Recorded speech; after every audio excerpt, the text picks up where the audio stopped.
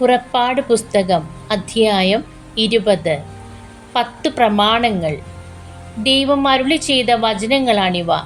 അടിമത്തത്തിൻ്റെ ഭവനമായ ഈജിപ്തിൽ നിന്ന് നിന്നെ പുറത്തു കൊണ്ടുവന്ന ഞാനാണ് നിന്റെ ദൈവമായ കർത്താവ്.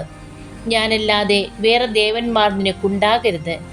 മുകളിൽ ആകാശത്തിലോ താഴെ ഭൂമിയിലോ ഭൂമിക്കടിയിലോ ജലത്തിലോ ഉള്ള ഒന്നിൻ്റെയും പ്രതിമയോ സ്വരൂപമോ നീ നിർമ്മിക്കരുത്. അവയ്ക്ക് മുൻപിൽ പ്രണമിക്കുകയോ അവയെ ആരാധിക്കുകയോ ചെയ്യരുത്. എന്തെന്നാൽ ഞാൻ നിന്റെ ദൈവമായ കർത്താവ് അസഹിഷ്ണുവായ ദൈവമാണ്. എന്നെ വെറുക്കുന്ന പിതാക്കന്മാരുടെ കുറ്റങ്ങൾക്ക് അവരുടെ മക്കളെ 3 4 തലമുറ വരെ ഞാൻ ശിക്ഷിക്കും. എന്നാൽ എന്നെ സ്നേഹിക്കുകയും എൻ്റെ കൽപ്പനകൾ പാലിക്കുകയും ചെയ്യുന്നവരോട് 1000 തലമുറകൾ വരെ ഞാൻ കരുണ കാണിക്കും. നിന്റെ ദൈവമായ കർത്താവിൻ്റെ നാമം വൃഥാ ഉപയോഗിക്കരുത്. തൻ്റെ നാമം വൃഥാ ഉപയോഗിക്കുന്നവനെ കർത്താവ് ശിക്ഷിക്കാതെ വിടുകയില്ല.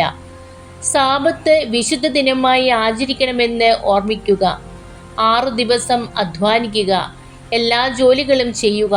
എന്നാൽ 7-ാം ദിവസം നിന്റെ ദൈവമായ കർത്താവിൻ്റെ സാബത്താണ്. അന്ന് നീയോ നിന്റെ മകനോ മകളോ ദാസനോ ദാസിയോ നിന്റെ മൃഗങ്ങളോ നിന്നോടൊത്ത് വസിക്കുന്ന പരദേശിയോ ഒരു വേലയും ചെയ്യരുത്. എന്തെന്നാൽ കർത്താവ് 6 ദിവസം കൊണ്ട് ആകാശവും ഭൂമിയും സമുദ്രവും അവയിലുള്ള സമസ്തവും സൃഷ്ടിക്കുകയും 7-ാം ദിവസം വിശ്രമിക്കുകയും ചെയ്തു. അങ്ങനെ അവിടുന്ന് സാബത്ത് ദിനത്തെ അനുഗ്രഹിക്കുകയും വിശുദ്ധീകരിക്കുകയും ചെയ്തു.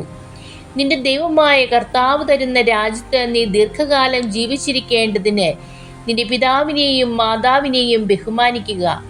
കൊല്ലരുത്, വ്യഭിചാരം ചെയ്യരുത്, മോഷ്ടിക്കരുത്, അയൽക്കാരനെതിരായി വ്യാജസാക്ഷ്യം നൽകരുത്, അയൽക്കാരൻ്റെ ഭവനം മോഹിക്കരുത്, അയൽക്കാരൻ്റെ ഭാര്യയെയോ ദാസിനെയോ ദാസിയെയോ കാളയെയോ കഴുതയെയോ അവൻ്റെ മറ്റെന്തെങ്കിലുമോ മോഹിക്കരുത്. ജനം ഭയന്നു വിറയ്ക്കുന്നു. ഇടിമുഴക്കവും കാഹളധ്വനിയും കേൾക്കുകയും മിന്നൽ പിണരുകളും മലയിൽ നിന്നുയരുന്ന പുകയും കാണുകയും ചെയ്തപ്പോൾ ജനമെല്ലാം ഭയന്നു വിറച്ച് അകലെ മാറി നിന്നു.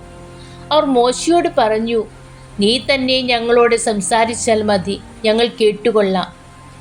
ദൈവം ഞങ്ങളോട് സംസാരിക്കാതിരിക്കട്ടെ, അവിടുന്ന് സംസാരിച്ചാൽ ഞങ്ങൾ മരിച്ചു പോകും. അപ്പോൾ മോശ ജനത്തോട് പറഞ്ഞു, ഭയപ്പെടേണ്ട. നിങ്ങളെ പരീക്ഷിക്കുന്നതിനും പാപം ചെയ്യാതിരിക്കാൻ വേണ്ടി നിങ്ങളിൽ ദൈവഭയം ഉളവാക്കുന്നതിനുമായിട്ടാണ് ദൈവം വന്നിരിക്കുന്നത്. ജനം അകലെ മാറി നിന്നു. ദൈവം സന്നിഹിതനായിരുന്ന കനത്ത മേഘത്തെ മോശ സമീപിച്ചു. കർത്താവ് മോശയോട് പറഞ്ഞു, ഇസ്രായേൽക്കാരോട് പറയുക, ഞാൻ ആകാശത്ത് നിന്ന് നിങ്ങളോട് സംസാരിച്ചത് നിങ്ങൾ തന്നെ കണ്ടല്ലോ. നിങ്ങൾ വെള്ളി കൊണ്ട് എനിക്കൊപ്പം ദേവന്മാരെ നിർമ്മിക്കരുത്, സ്വർണം കൊണ്ട് ദേവന്മാരെ ഉണ്ടാക്കരുത്. നിങ്ങൾ എനിക്ക് മണ്ണുകൊണ്ട് ഒരു ബലിപീഠം ഉണ്ടാക്കണം.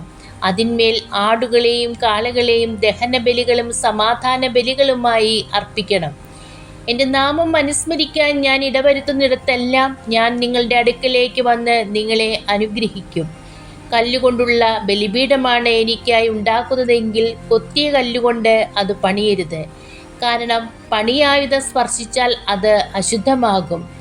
എൻ്റെ ബലിപീഠത്തിന്മേൽ നിന്റെ നഗ്നത കാണപ്പെടാതിരിക്കാൻ വേണ്ടി നീ അതിന്മേൽ ചവിട്ടുപടികളിലൂടെ കയറരുത്. ദൈവമേ, സ്തുതി അങ്ങേക്ക് യോഗ്യമാകുന്നു.